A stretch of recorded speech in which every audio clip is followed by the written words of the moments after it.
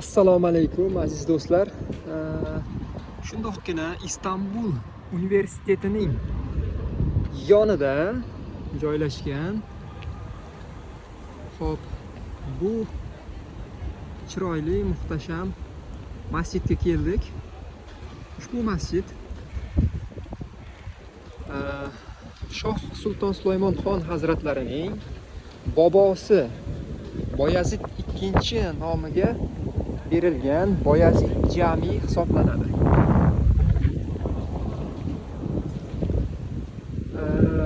Bu masjidni sizlar bilan birga ulashgim keldi.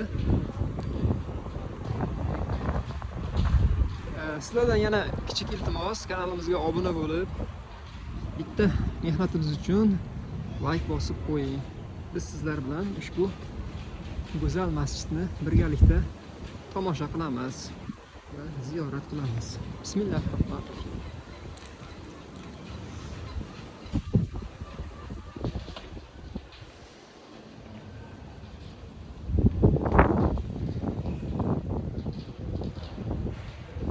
Bu yerda ko'p masjidlar bir-biriga o'xshaydi. Qarang, juda ham chiroyli, ajoyib masjid hisoblanadi.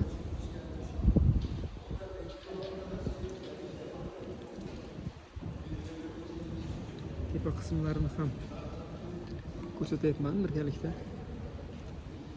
Ichiga ham kirib ko'ramiz. Mana o'rtadagi bu tahoratxona hisoblanadi. Xo'p.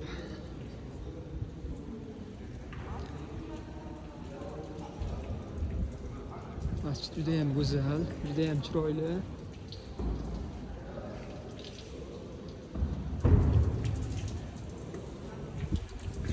Xo'sh, qachon qurilgan? 1501-1505 yillarda qurilgan. Bugungi kunga kelib bu masjidga 521 yil bo'libdi. Kim qurdirgan degan savol bor. Sulton Boyazid II Fotih Sulton Mehmetning o'g'li Sulton Sulaymon Qonuniyning bobosi.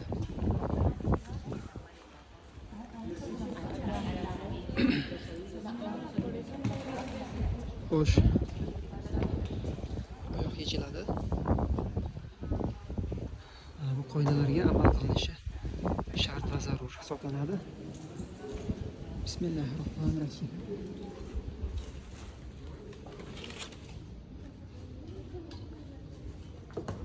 Mana ajoyib go'zal masjid.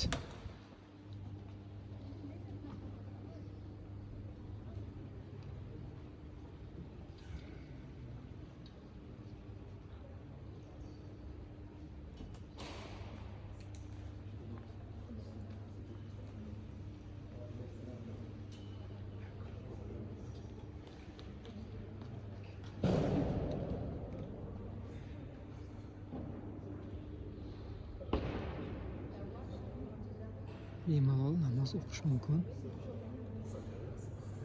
Bu yerga ham sayyohlar keladi.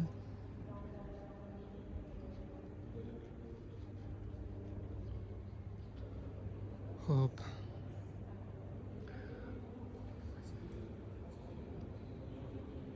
Ma'lumotlarni internetdan olib sizlarga berishga harakat qilyapman va o'zim ham ma'lumot olyapman va sizlarga ham ma'lumotlarni ulashyapman. Masjidni tomosha qiling. Juda ham chiroyli. Dizayn, arxitektura ajoyib me'morchilik uslubida qurilgan. Boyazid II nomiga qurilgan masjid. Bu Shoh Sulton Sulaymon Xon hazratlarining bobosi hisoblanadi.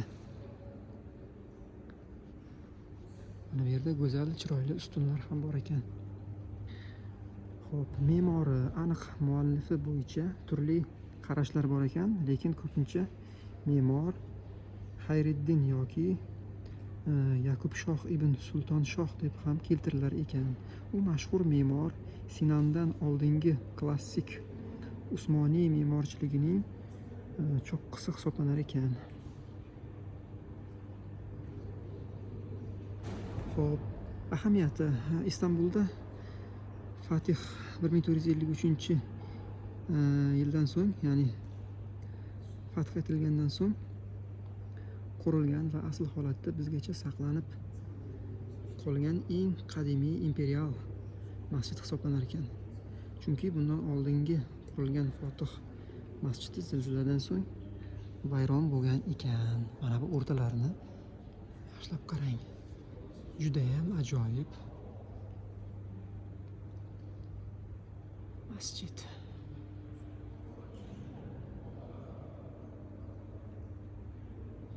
Har bir masjidda mana shunday chiroqlarga e'tibor beryapman men.